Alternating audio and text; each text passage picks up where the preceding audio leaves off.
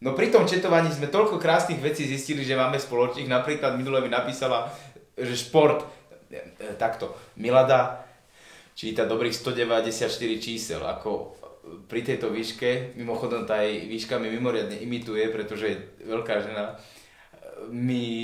naozaj ona je ako stvorená, má vôľu pre šport. A mi napísala, Julo, delám košíkovou.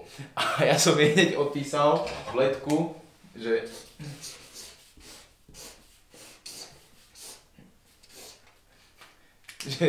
aj môj dedo bol košíkár, by the way. By the way. Doslovný preklad je vedľa cesty, ale náš ekvivalent je mimochodom, takže v podstate tak mimochodník, takzvaný, to sa označuje gramatika ako mimochodník.